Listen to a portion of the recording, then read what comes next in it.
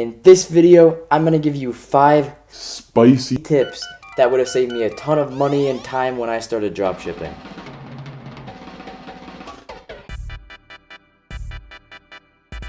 What's up everybody? I'm Spencer Twitchell, and in this video I'm going to change your life. Okay, maybe that's a little bit much, but this video will definitely help you get on the right track with your Shopify store. By the way, I'm making a lot more videos about Shopify, dropshipping, and other ways of making money online, so if you're interested in that, you should go down and don't subscribe, because that just wouldn't make sense. Okay, enough with my genius reverse psychology tactics. Let's get right into the video. Okay, so tip number 1. This might sound a bit obvious, but you need to not pick a product that is bad quality. Now, hear me out. Don't click off the video just yet, just because I said something that sounds kind of stupid.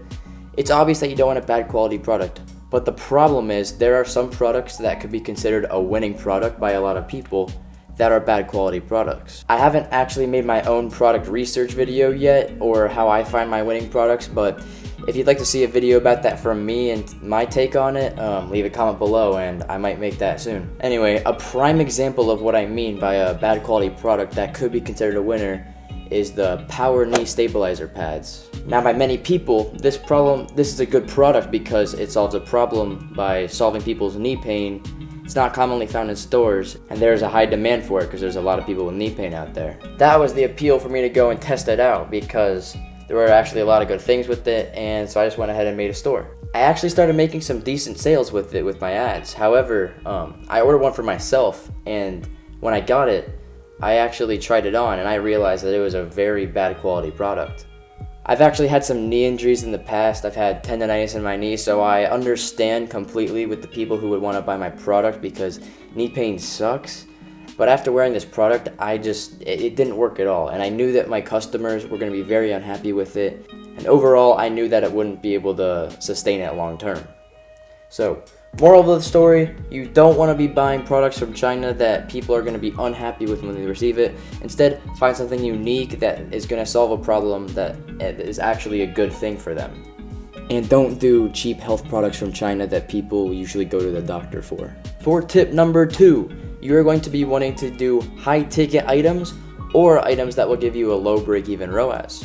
For an example of why exactly you should do this, on one of my stores, the product cost itself is about $16 to $17, but the most I can reasonably sell it for is $40. Because of this, my break-even ROAS is 1.72. I'll put a little equation on the screen for you guys, but this is bad because even with a 2.0 return on ad spend, which normally would be pretty good, I'm barely profitable, like less than 10%. So with this campaign, it was very hard to stay profitable, like with all my ads, and as a result, the store didn't do too well. And a good example of a product that meets the criteria for having a low break-even ROAS would be the posture corrector. You've probably heard of this product a ton, but this product only costs like $5 to $6 on AliExpress, and people could mark it up all the way to like $40. So people are selling that product for $40.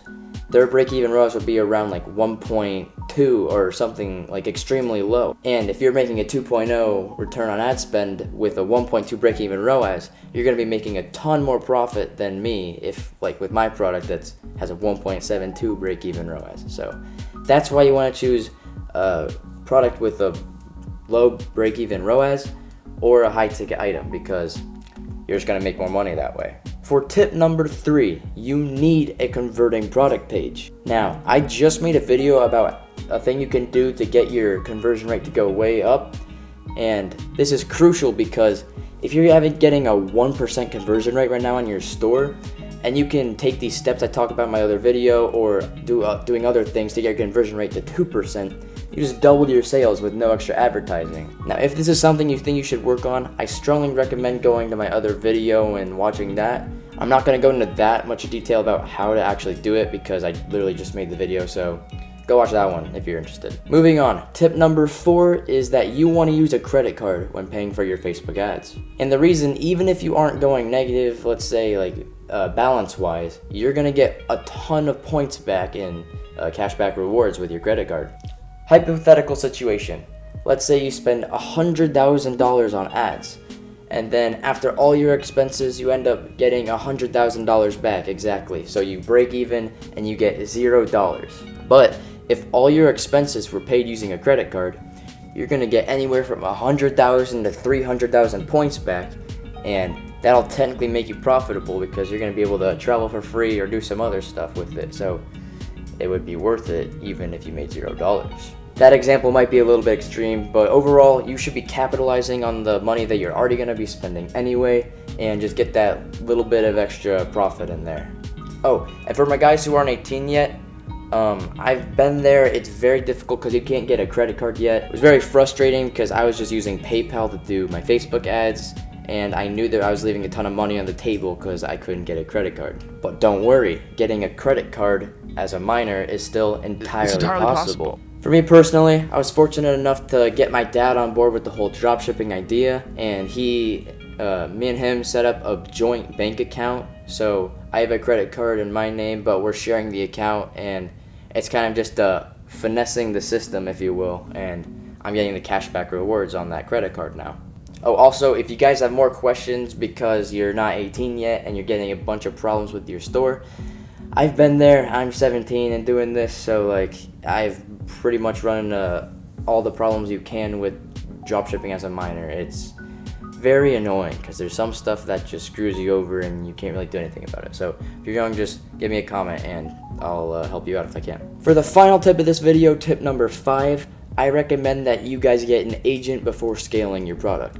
Now, I know that might sound crazy to a lot of you beginners out there, but trust me, AliExpress is a pain and you do not want to scale with AliExpress at all. I made the mistake of scaling with AliExpress because I was too worried about getting an agent because I was young or whatever, and it ended up screwing me over because AliExpress like blocked my card and I could fulfill orders for like a week, and I got a big backlog and it was very problematic. Overall, AliExpress gives you tons of problems down the line, so you just want to find an agent and you'll be way better off and you'll be thanking yourself later. For finding agents, there's no really easy way of approaching it. I found mine by constantly digging through Facebook groups, looking for other references. I messaged a bunch of people for their agents, for other contacts, and eventually I got a list of about like 5, and then I compared the prices and see what the best deal I could get, and then that's the agent I went with. But guys, you don't need to be afraid of it. I just recommend going out there and doing it. If I can do it, I'm certain you guys can as well, and it is a great thing overall to have long term. That is all I have for today's video. I really hope you got some value out of this, and I hope you can implement this into your store, whatever you're doing. If this video helped you out, you can go smash that like button. I'd really appreciate it, and if you want to, you can go subscribe for more juicy content.